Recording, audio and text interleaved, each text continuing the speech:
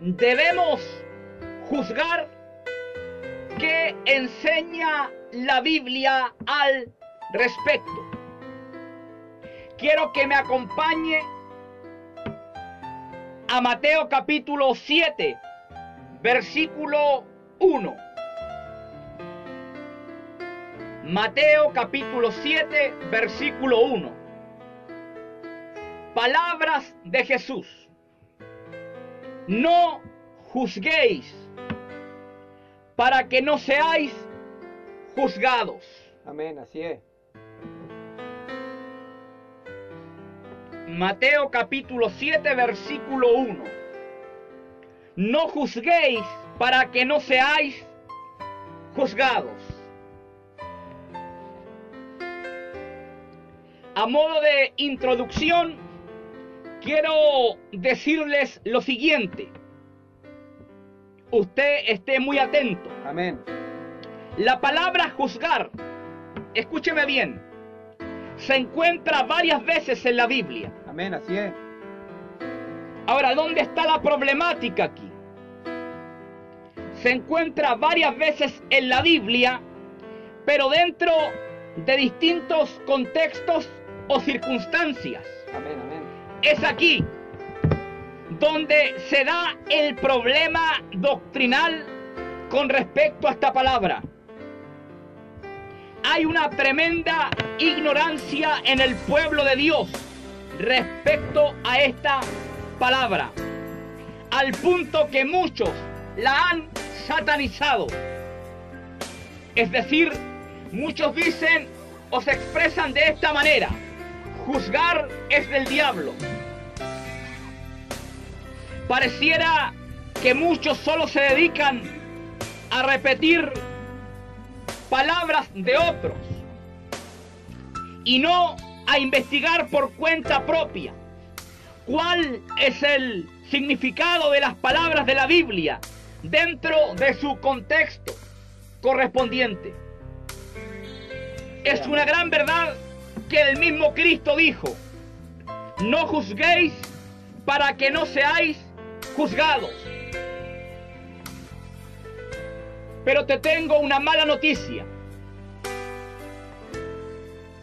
Vale decir que este texto, este versículo, no circula en la Biblia de forma independiente, sino que está dentro de un contexto, que serían los versículos posteriores y también el contexto mayor o general.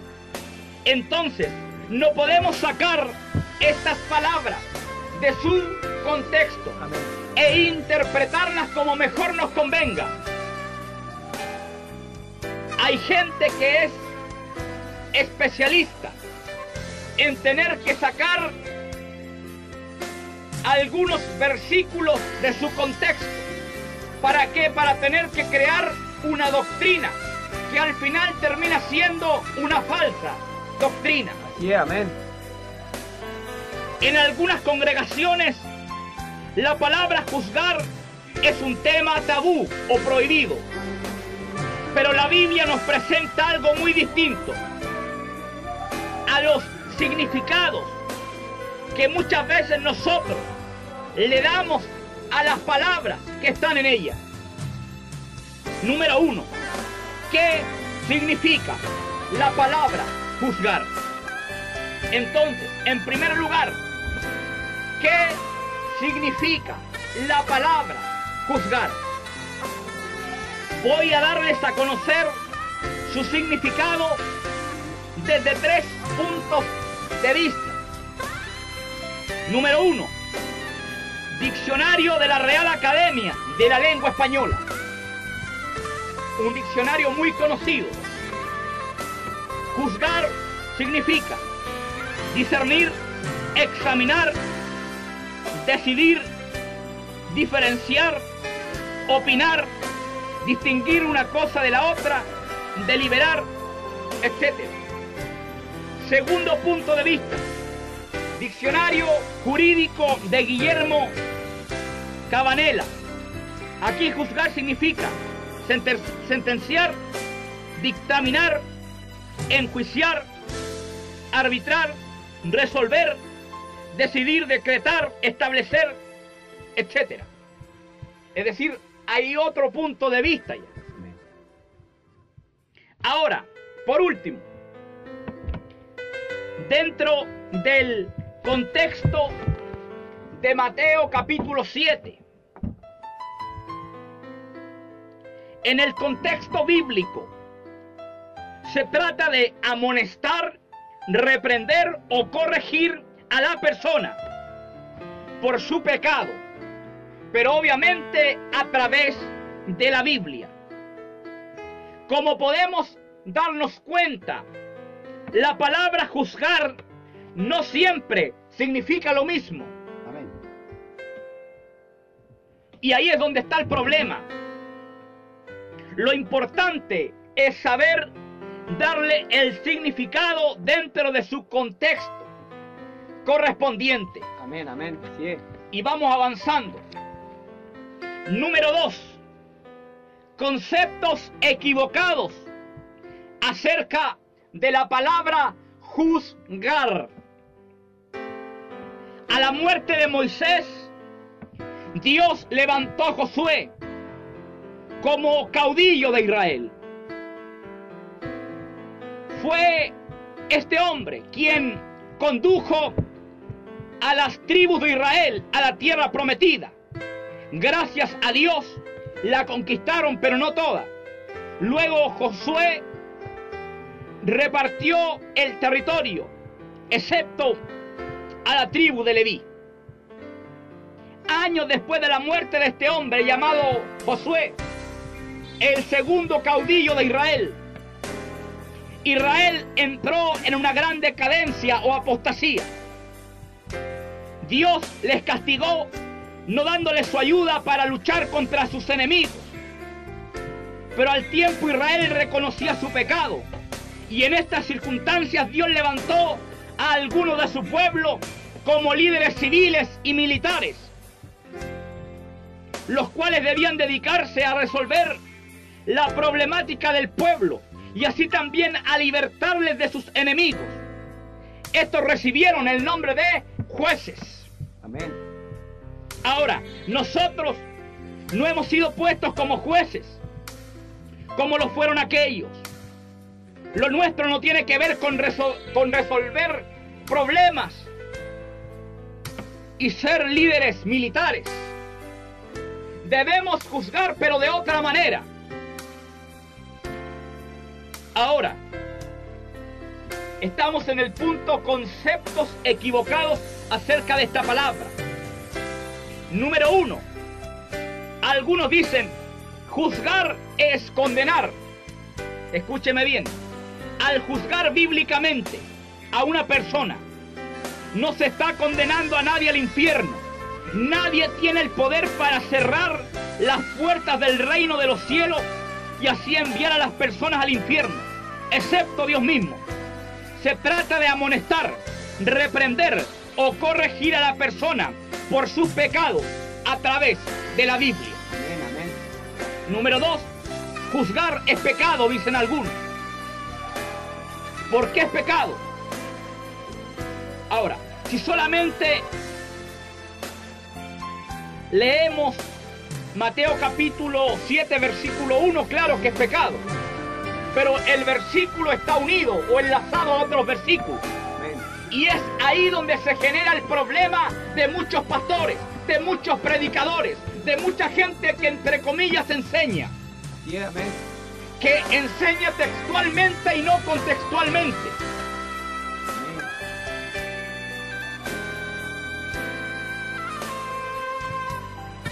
Esta frase se usa bastante para manipular a la hermandad y así mantenerla cautiva en la mentira o falsedad. Número 3, juzgar va contra el amor. Hermano, usted no me diga nada a mí.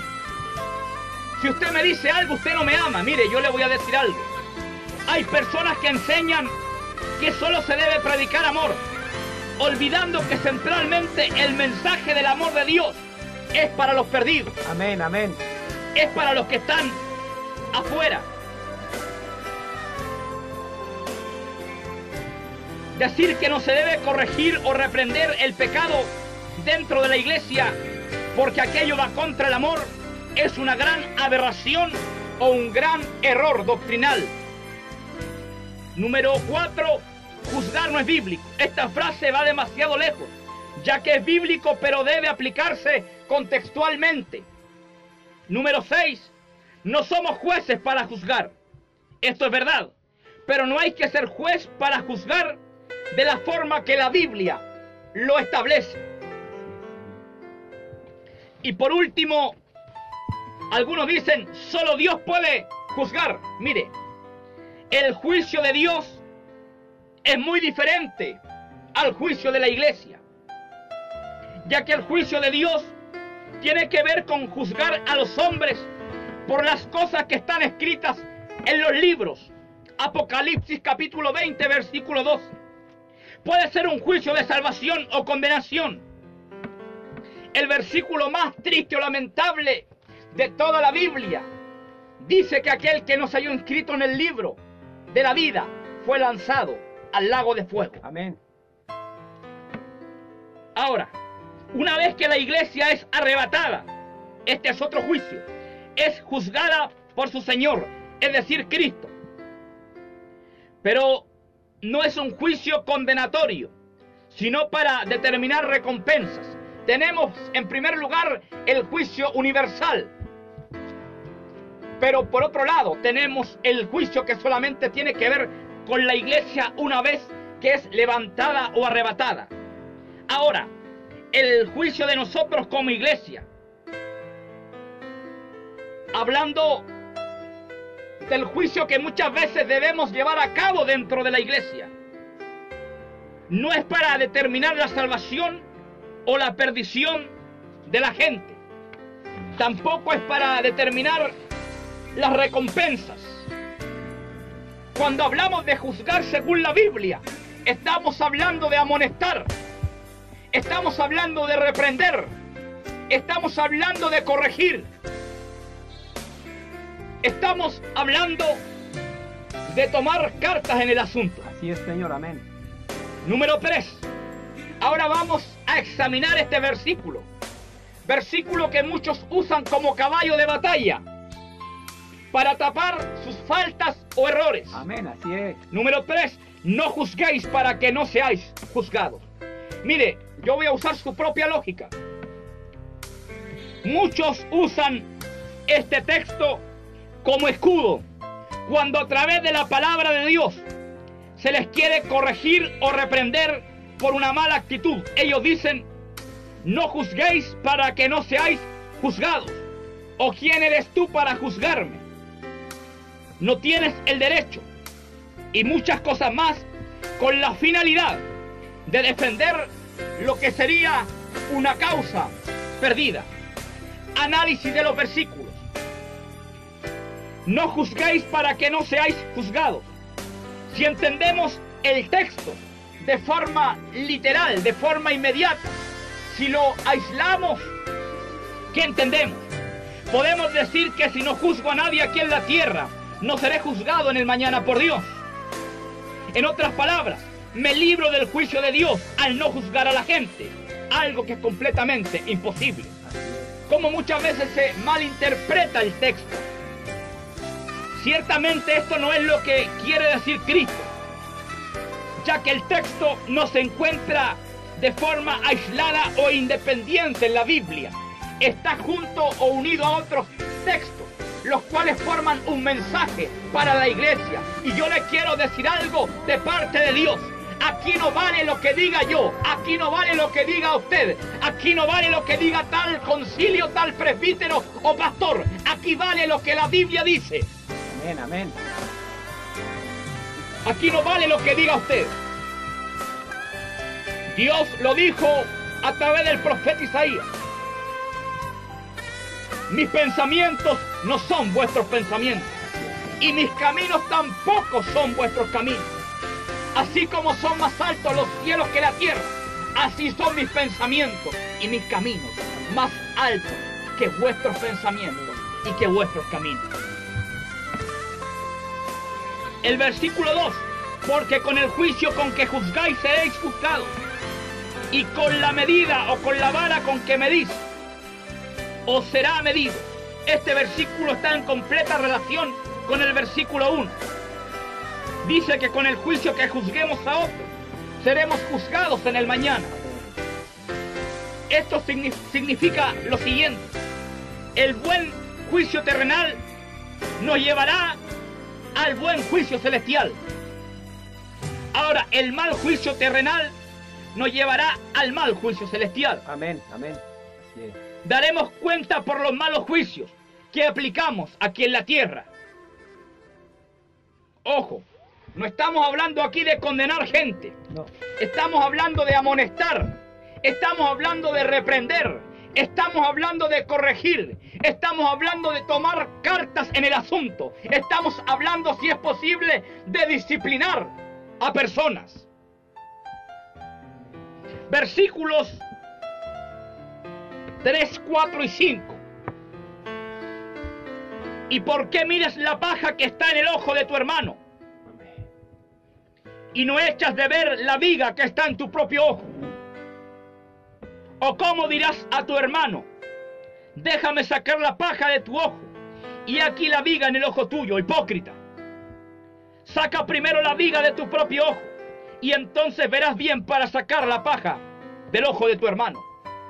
Seguimos explicando esto en su contexto. ¿Y por qué miras la paja que está en el ojo de tu hermano? El término paja se refiere a los materiales con que los pájaros construyen su nido, es decir, pequeños pedazos de vegetales u otros similares, elementos pequeños e insignificantes. Y no echas de ver la viga que está en tu propio ojo.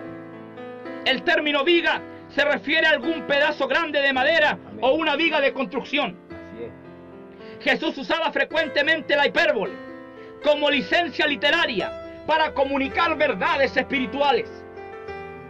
La paja de la cual habla Jesús representa una vida no tan pecadora, por así decirlo, pero la viga representa una vida sumergida en el pecado. Ahora, el versículo clave para comprender lo abordado es el 5. Hipócrita, saca primero la viga de tu propio ojo, y entonces verás bien para sacar la paja del ojo de tu hermano. En palabras simples, no tengo autoridad moral alguna para juzgar, es decir, amonestar, reprender o corregir a mi hermano cuando estoy digo peor que él espiritualmente, o cuando estoy cometiendo la misma falta que él.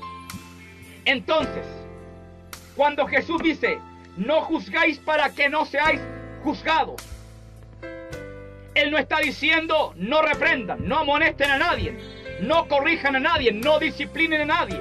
Lo que Él está enseñando, en el fondo, es que el hombre tiene que tener autoridad moral. El hombre tiene que tener cara, no simplemente un título de pastor, predicador o evangelista para tener que señalarte.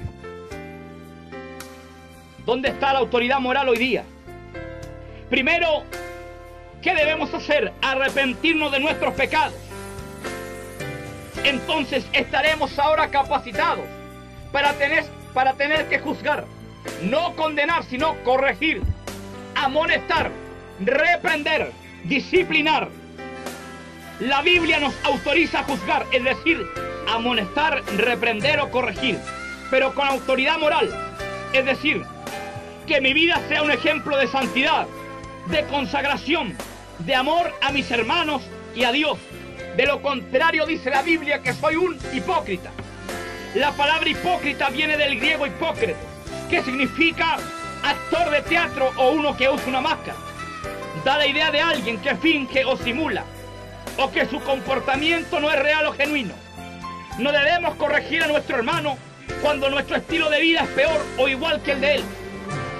Si lo hacemos, estamos siendo hipócritas o falsos, porque nuestra vida no es un ejemplo a seguir.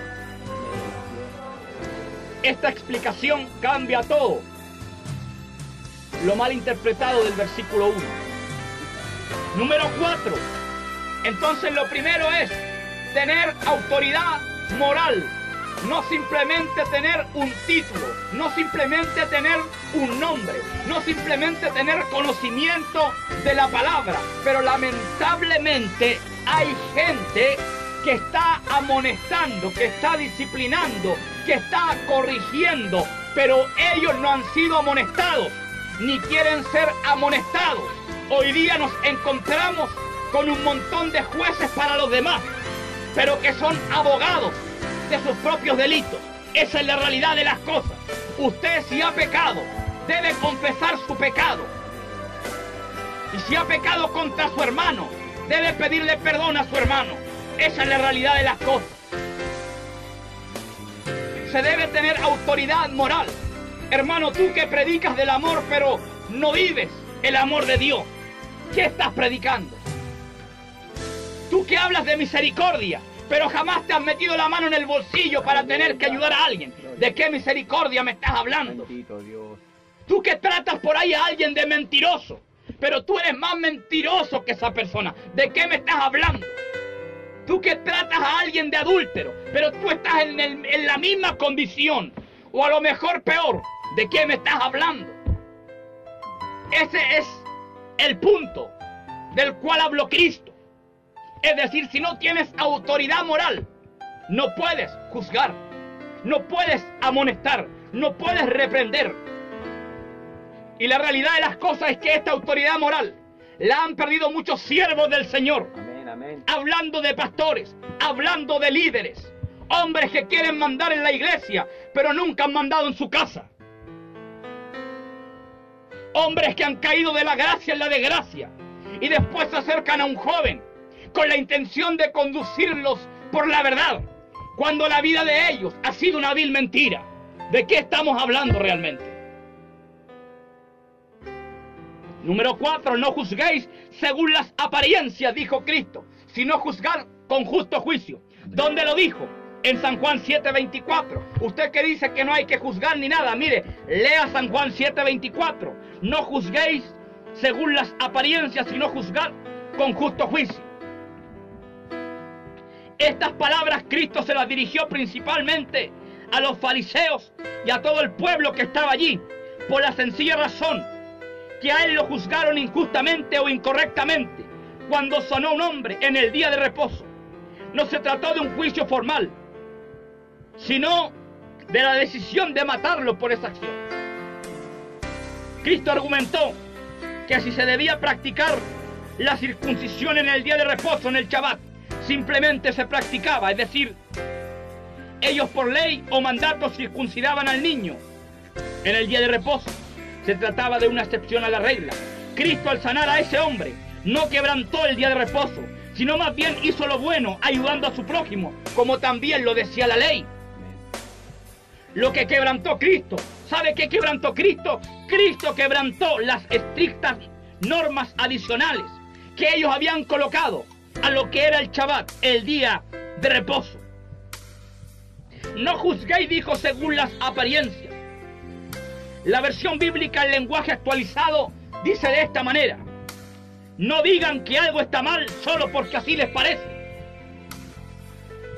No debían juzgar basados en su parecer o pensamientos personales. Y aquí entramos en el otro punto. El primer punto era autoridad moral, pero entramos en el segundo punto. No debemos juzgar basados en nuestro parecer o pensamientos personales. Lamentablemente hoy día pesa más la opinión de un hombre que la palabra de Dios. Amén, así es. No se trata de lo que a ti te parece correcto o no correcto. Se trata de lo que Dios dice. No debemos señalar que algo está mal simplemente porque nos parece que está mal. Y por consecuencia tomar una decisión o corregir y disciplinar al hermano. Sino Cristo dijo, sino juzgar con justo juicio. Esto significa juzgar de forma justa, es decir, basados en la palabra de Dios. Que sea ella la que determine la falta y la corrección por esa falta. Si la palabra de Dios me dice que está mal, entonces está mal. Tengo el deber de corregir al hermano o corregir la situación. Cristo jamás prohibió el juzgar, más bien enseñó cómo debemos juzgar. Estamos al aire por 2 radios, 103.7 FM, con su señal online www.nuevaesperanzaradio.cl, y también estamos en vivo por giretvradio.com. Dios bendiga a mi hermano Jaime Sandoval de Lomas Coloradas, el cual se ha unido para que la palabra de Dios corra, Amén, amén. no para que nuestros nombres corran. Así es, Señor, amén.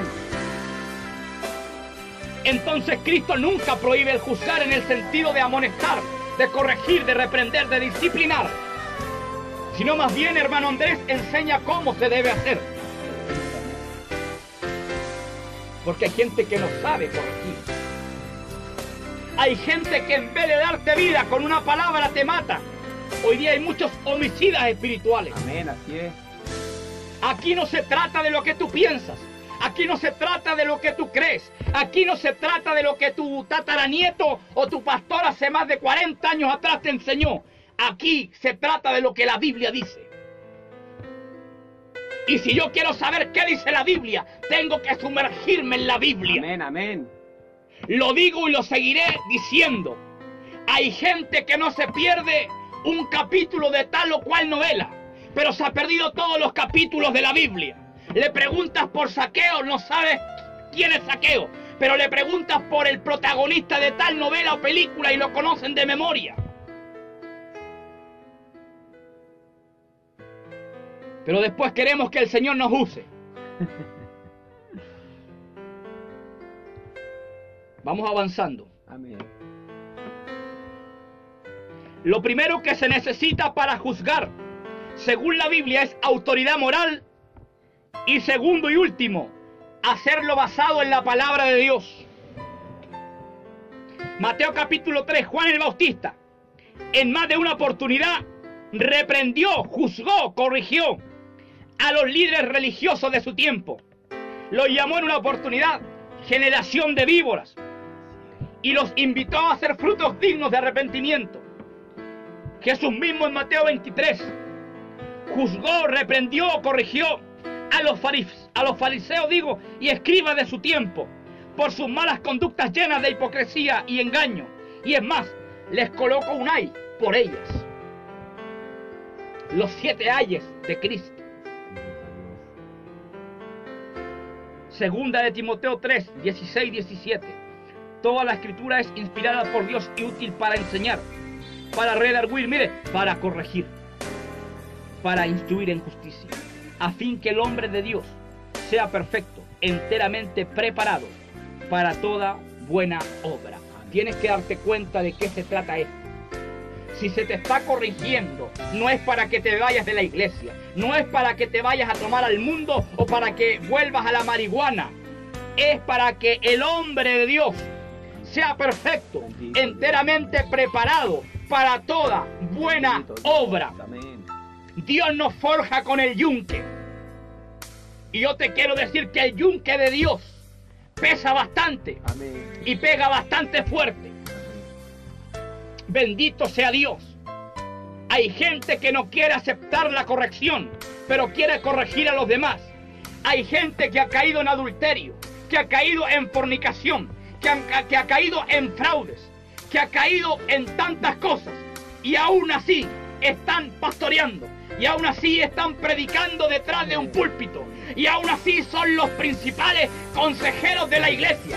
Esa gente necesita reprensión, esa gente necesita disciplina. Amén, es que, hermano, ¿sabe qué es lo que pasa? Es que si yo al pastor lo saco, lo coloco en disciplina, se me desmorona la iglesia. Pero es mejor que se desmoronen unos cuantos antes que el día de mañana Dios te diga: no te conozco, hacedor de maldad. Amén. Hay gente que está mirando el pecado y no solamente lo está mirando, sino lo está abrazando, lo está besando, está jugando, está bailando con el pecado. Aleluya. Número 5, el juzgar y la expulsión. Alguien dijo tiempo atrás, nunca me voy a olvidar de esa persona. y era una persona entre comillas con años en el evangelio. Dijo, nadie puede expulsar a una persona de la iglesia. ¿Quién dijo eso? ¿Dónde está eso en la Biblia? Por favor. Mire, yo le quiero decir algo. Hoy día hay mucho disparate. ¿Y sabe por qué hay mucho disparate? Porque hay poca profundidad teológica. Hay poca profundidad bíblica. Hoy día muchos quieren hablar, pero pocos quieren aprender. Amén, amén. Yo le quiero decir algo. Antes de hablar, antes de enseñar o predicar, usted tiene que aprender. De lo contrario va a cometer un y mil errores. Y hay algunos que dicen ser tus amigos. El verdadero amigo te dice, Andrés, estás mal.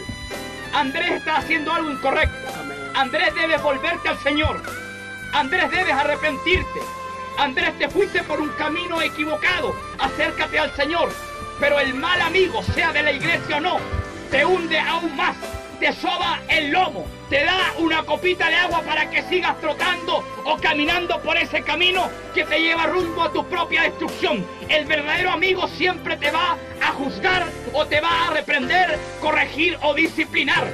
Pero tu enemigo, aunque sea enmascarado y todo, siempre te va a llevar más lejos del Señor. Amén. El juzgar y la expulsión, mire, el apóstol Pablo usó esta autoridad dada por Dios de una forma muy terminante. Mire hasta dónde llega esto, para que usted se dé cuenta y despierte. Un caso de inmoralidad juzgado, por ejemplo, y le voy a tocar otros más. Primera de Corintios capítulo 5, del 1 al 5. De cierto se oye que hay entre vosotros fornicación. Esa palabra fornicación en el griego es porneia. ¿Y porneia de qué es lo que habla? De todo tipo de inmoralidad sexual. Y tal fornicación, cual ni aún se nombra entre los gentiles. Tanto que alguno tiene la mujer de su padre, no dice a su mamá, dice la mujer de su padre, ojo con eso. Un pseudo hermano estaba en una relación sentimental o amorosa con su madrastra, la mujer de su padre. Mire, y mire lo que pasa aquí. La iglesia de Corinto estaba envanecida. Mire, ¿qué significa esto teológicamente? En vez de lamentarse por el pecado y tomar una decisión drástica, se enorgullecían o se sentían grandes personas al no hacer nada, considerando aquello una forma de demostrar el amor.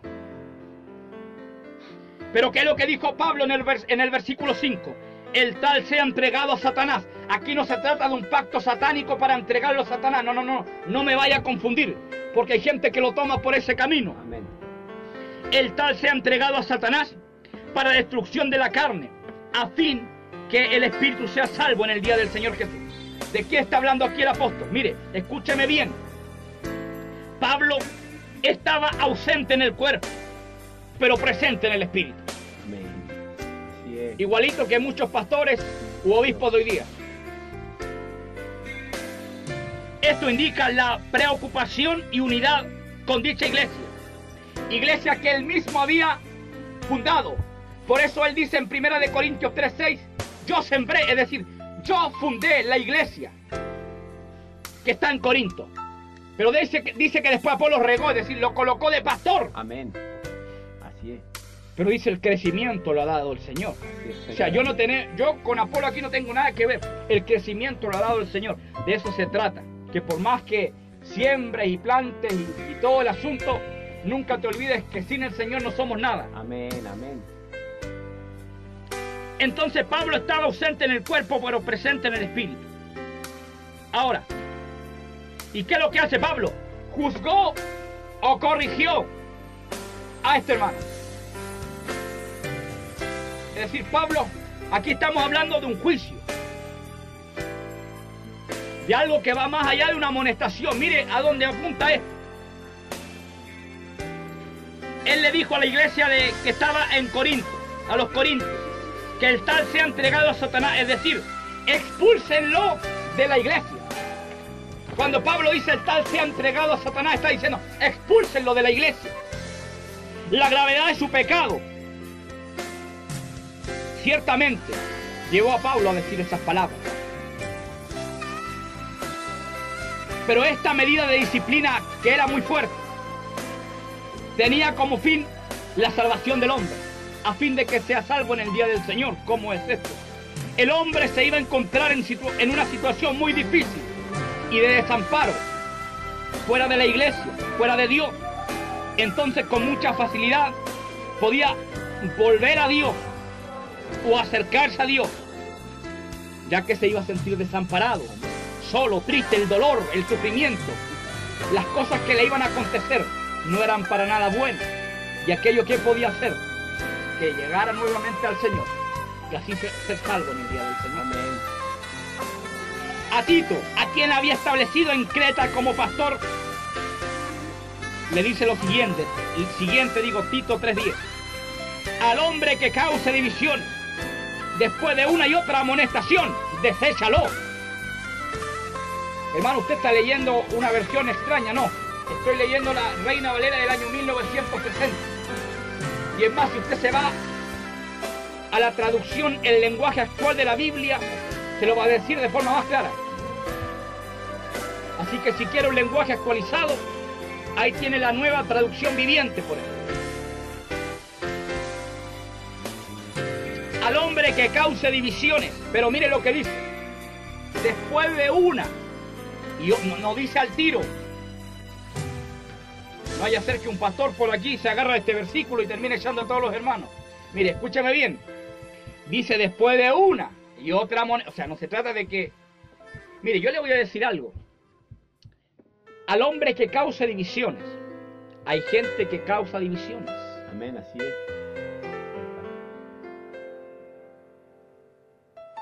Un reino dividido contra sí mismo no permanece.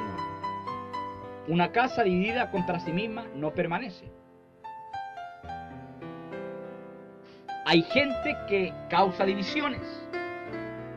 Hay gente, por ejemplo, que ha provocado divisiones en matrimonios, entre hermanos, entre amigos de una iglesia. ¿Y qué es lo que debe hacer el pastor? ¿Aplaudirlo? No. Tiene que acercarse y amonestarlo. Es decir, llamarlo al arrepentimiento, que no siga haciendo eso. Pero si esta persona persiste en esa actitud, sigue sembrando división de la manera que lo haga, el apóstol dice, deséchalo, es decir, expúlsalo de la iglesia. Pero hay algunos que por ahí no, si eso no se puede hacer, dicen. Bueno, entonces que se te destruya la iglesia. Hay gente que no está edificando el cuerpo de Cristo. Hay gente que lo está mutilando. Y hay que decirlo fuerte. Y hay gente a la que se le ha hablado, se le ha amonestado, se le ha reprendido una y otra vez. Pero ¿sabes qué? Yo te quiero decir algo. Muchas veces no se trata tanto de reprender a esa persona. Se trata de expulsarlo de la iglesia. Ah, hermano, usted no tiene amor. No, no es que no tenga amor. Por amor se le corrigió, por amor se le amonestó. Pero así como Dios es amor, por otro lado es fuego consumidor. Yo te quiero decir que Dios no juega a ser Dios, el diablo no juega a ser diablo, y tú no eres quien para jugar a ser cristiano. Amén, así es, Señor, amén. Y hay gente que está causando división, ya sea en una corporación, misión o iglesia. Se toma parte esa gente y se le dicen las cosas como son. Pero si persisten, es mejor tenerlo fuera. Mire que a una manzana podrida puede podrir el cajón entero. ¿Y por qué muchos tienen una iglesia dividida? Porque no han sido capaces de tomar decisiones como esta. O sea, ¿podemos juzgar o no? Claro que se puede, pero existen márgenes, existen reglas bíblicas. Espero que después de todo lo que dije, hermano, no hay alguien por ahí diciendo, bueno, no se puede juzgar. ¿Se puede juzgar? Claro que sí, pero existe un margen bíblico. Amén. O sea, aquí yo no voy a juzgar sin autoridad moral y basado en mi propio parecer. Y mire, voy a ir cerrando con esto, número 6, esto es lo último. A este tema se suma una pregunta. ¿Es pecado denunciar a los apóstatas? movimientos sectarios y falsos profetas con nombre y apellido. ¿Qué me dice usted? Vamos a verlo a través de la Biblia. Para muchos hermanos solamente hay que hablar del pecado, pero nunca dar a conocer los nombres de aquellos que son como la gangrena, el cáncer o la lepra dentro de la iglesia. Usan frases como se dice el pecado, pero no el pecador. Eso no es bíblico. ¿Qué habla la Biblia respecto a esto? ¿Lo permite o lo prohíbe?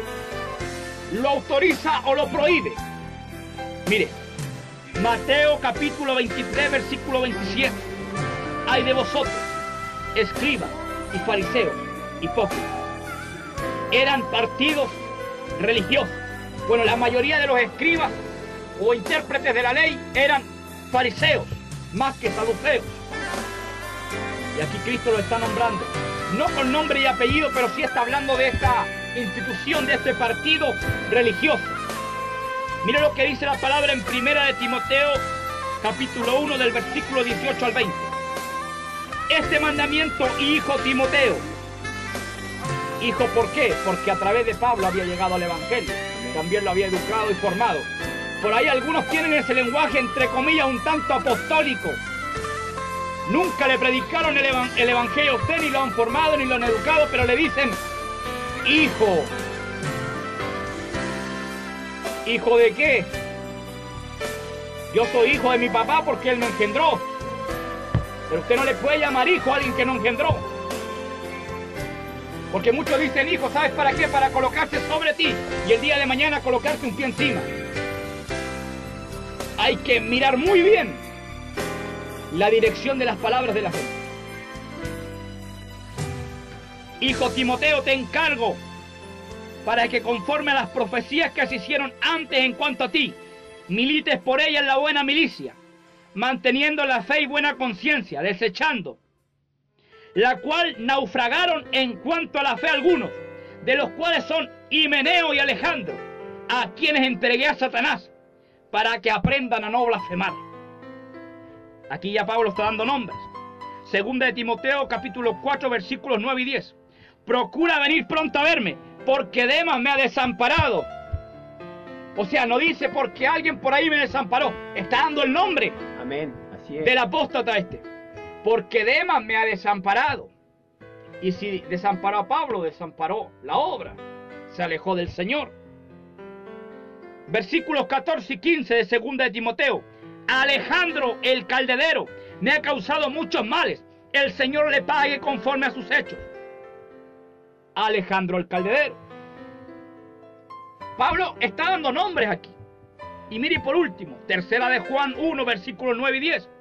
Yo he escrito a la iglesia, pero Diótrefes, no dice pero alguien por ahí, dice pero Diótrefes, al cual le gusta tener el primer lugar entre ellos, no lo recibe.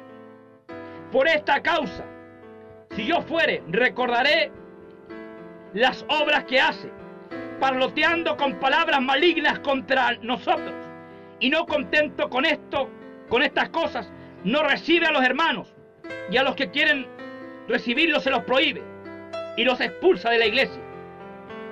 Diótrefes, es decir, la Biblia autoriza o permite dar el nombre de aquellos que se han apartado de los movimientos sectarios y así. La Biblia no lo prohíbe, sino que lo autoriza. Amén. Lo demanda de alguna manera. No se trata de que todos los días estemos hablando de esto, pero la Biblia autoriza o permite esto. Pero por ahí algunos lamentablemente quieren tapar el sol con un dedo.